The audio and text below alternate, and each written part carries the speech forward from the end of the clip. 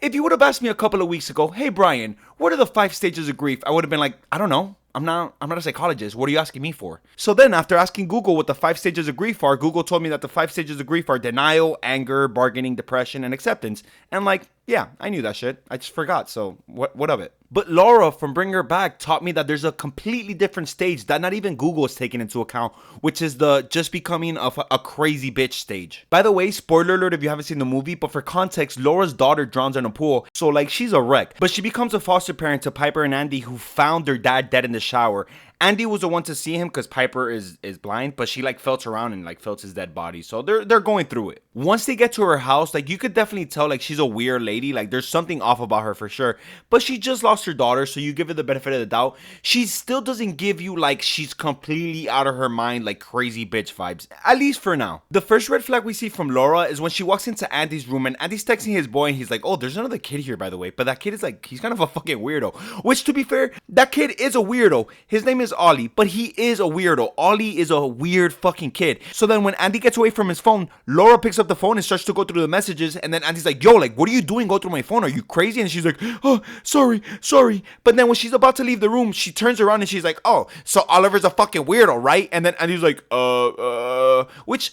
First of all, bitch, why the fuck are you going through my phone? Like, who the fuck do you think you are? Are you stupid? And second of all, you have to know that Oliver is a weird ass fucking kid. Like, are we in like pretend land? Do you not see him? Like, he's a weird fucking kid. Then later on that night, we see her staring at Piper while Piper is sleeping, which is definitely, it's fucking weird. Don't do that shit, lady. But maybe Piper reminded her of her daughter, because Laura's daughter was blind and Piper's blind, so she was reminiscing a little bit. But where you see where Laura is really like not right in the head and like completely out of her fucking mind was in Andy and Piper's dad's funeral. That's where you see like, okay, this lady, there's something wrong with this lady for real. Because not only does she cut a piece of their dad's hair, and then right after that, she makes Andy stare at his dad when he clearly does not want to do that shit. Like, he's super uncomfortable doing that. And she's just like, stare at him. Look at him. This is the last time you're going to see him. Look at him. And Andy is still a little ass kid. Like, what? He's 15, 16 years old? He's a literal fucking child. So, like, he doesn't have the social skills to be like, yo, lady, back the fuck off. So instead, he's just like there having an internal panic attack. So then she takes it a step further and she's like, kiss your dad, Andy. And he's like, ugh, like, dude, I don't want to do that shit. But she's like, it's a custom, Andy. Kiss your dad. And then he goes and he like reluctantly kisses his dad. And then she's like, kiss him on the lips. And he's like, no, I'm not going to do that shit. And she's like, kiss him on the lips, Andy. It's a custom. And he's like, bitch, no, it's not. And then she's like, kiss him, Andy. It's a custom. And he's like, I'm not going to do it. I'm not going to kiss him. And then he backs up like almost in a panic. And then she's like, it's okay, Andy. I've got you, Andy. It's okay. And then she goes in and kisses Andy's dad's lips. And like, just for your information, she's like not Andy's dad's sister. She's like not even a family friend like that. She just happens to be a social worker that took Andy and Piper in. After the funeral, while she's driving them home, she's like, oh, so what do you guys like to do for fun? And then Piper, she's like being silly and she's like, oh, I like to kick Andy in the balls. And then Laura laughs and she's like, ha ha ha. And what about you, Andy? What do you like to do for fun? And then he sarcastically says, oh, I like to get hammered. And then she's like, all right, so let's get hammered. So then later on that night, they all get drunk as fuck. And then Andy and Piper end up falling asleep. And this is where shit starts to get crazy. Because when they all fall asleep, Laura goes into her room. She puts a cup on the floor and then takes a piss inside that cup. Then she takes that cup of piss, walks all the way to Andy's room and then pours that cup of piss onto his pants to make it seem like he pissed himself in bed. Then she grabs his phone and then puts it up to his face and like pries his eyes open to unlock the phone. Once she has access to the phone, she starts deleting pictures of Ollie, and while that's happening, she hears her cat, and then she sees Ollie with the cat by the pool, and then it skips to her giving Ollie a bath, and he has like a cut in his hand,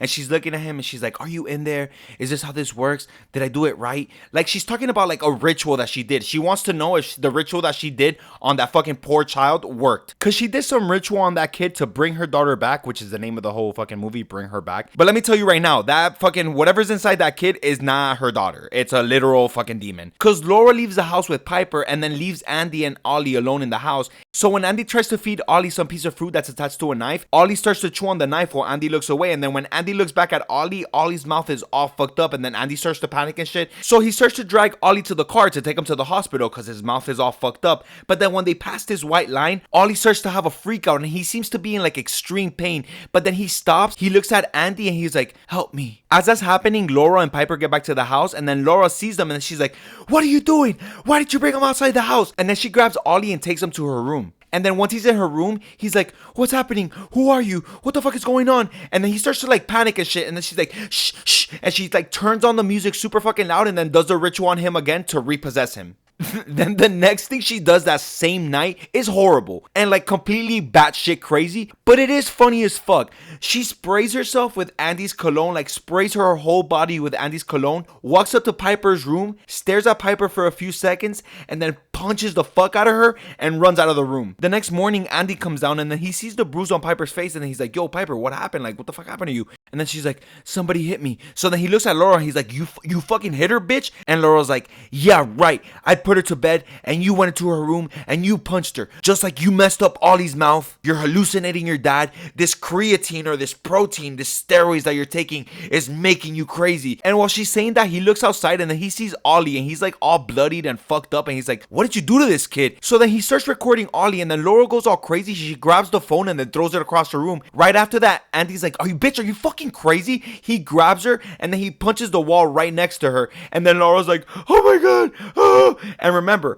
Piper is blind as fuck, so from her perspective, Andy has lost his fucking mind. So then Andy's like, yo, Piper, we need to leave right the fuck now. And then Piper's like, no, are you crazy? You punched me in my sleep and now you're attacking the lady that brought us in? You need to leave. So when Andy leaves, he goes to the social worker that sent him to Laura's house to begin with. And then he's like, yo, this lady is a crazy fucking bitch. You see this kid Connor in the missing kid poster? Yeah, no, she has him kidnapped in her house and she named him Ollie. And he's like all fucked up. He's all bloodied and weird and shit. Like, did you even do your research before you sent us to her house? She's a crazy fucking person. How do you even know her? And then she's like, well, she worked here for 20 years and she was literally the best counselor that we had. So then she picks up the phone and she's about to make a phone call and then he's like, who you calling? And she's like, I'm calling Laura to see what's going on. And then he's like, Wendy, please don't fucking call her. Just like put the phone down, come with me, I'll take you to her house so that you can see how fucking crazy she is. And I love Wendy for this because Wendy is skeptical. She's like, dude, Andy, I highly doubt that Laura's like that. But she gives him the benefit of the doubt and she goes with him to the house. While this is happening, Ollie is like fully possessed and he's like breaking shit around the house. He's like destroying the house.